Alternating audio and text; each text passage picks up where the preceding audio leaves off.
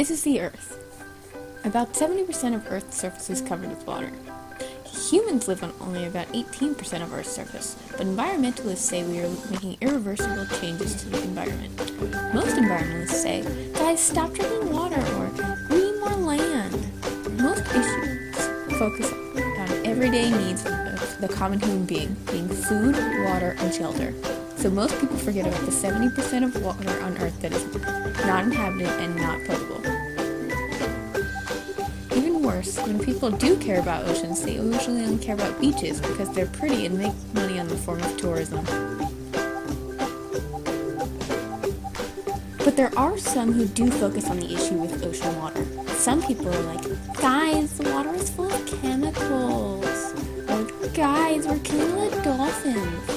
There's another huge environmental concern facing the ocean today that few environmentalists can comment on and few countries act upon. Trash. If you're an industrialized society, when you throw a bottle of water into a trash can, you know the path that the water bottle will take. It will go to a trash facility of some sort where it will either make its way to a landfill or go through some other contained process. But in many countries around the world, where trash services are just beginning to take shape or are non-existent, there is a real issue that arises in the trash humans create.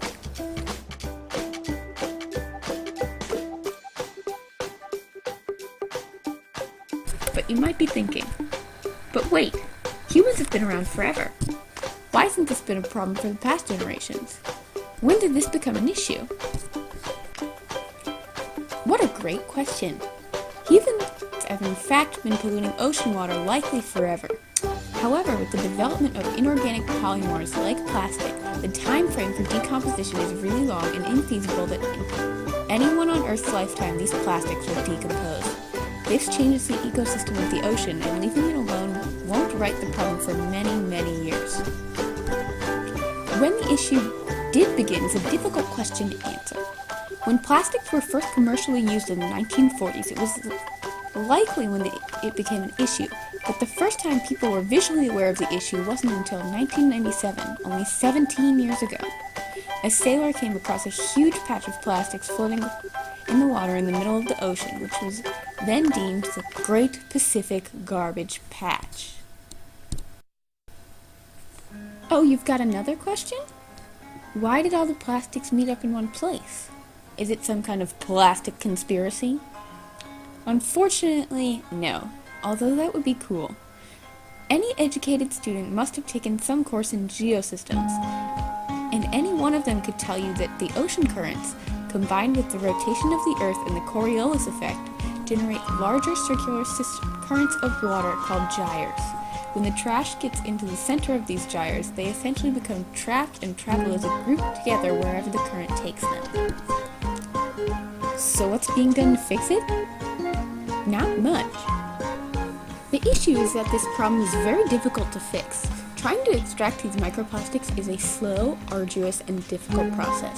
The particles aren't sitting on the surface, but suspended in the first 100 feet of water. Trash on land is easy to move because land travel is quick, inexpensive, and easy to obtain. Sea travel is more difficult because the site is a few days' journey from inland America, and finding a boat that is large enough to get there in a reasonable amount of time, then staying afloat in the same location for days contributing to the cleanup is both expensive and dangerous. In addition to the difficulties experienced with obtaining water, cleaning it is an entirely different story. There are currently few technology methods for separating microplastics from water, and those that do currently create large amounts of CO2, which is bad for the atmosphere, or are too expensive to be economically feasible at this time. The political issue with fixing the garbage patch is that no country wants to take responsibility due to the large economic strain it would introduce for little political gain. To summarize, we lack the technology, the money, and the diplomacy to fix the Great Pacific Garbage Patch alone. But don't fret, here comes APEC, the Asia-Pacific Economic Corporation. Our solution is to use APEC to encourage countries in the Pacific to work on cleaning up their shores. Now, this isn't going to be a one-size-fits-all solution. Here's what we think it will look like. All the countries provide a little bit of money every year to APEC to hire a third-party group.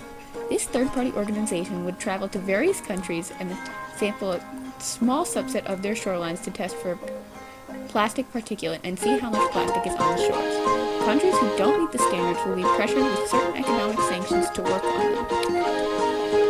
There are obviously issues with this solution. If the United States, Russia, and China choose not to follow the guidelines, then other smaller countries won't be able to bully the larger nations, so the plan is essentially defective. However, if any of the big three impose sanctions on the others, it would cause large-scale economic troubles for the sanctioned country. There is no possible way at the current time to remove the trash from the ocean, so there needs to be a wide-scale attempt to limit the amount of trash entering the ocean for many years down the road. A smarter Earth can come along and fix everything. Yeah, that's wishful thinking, but it's better than doing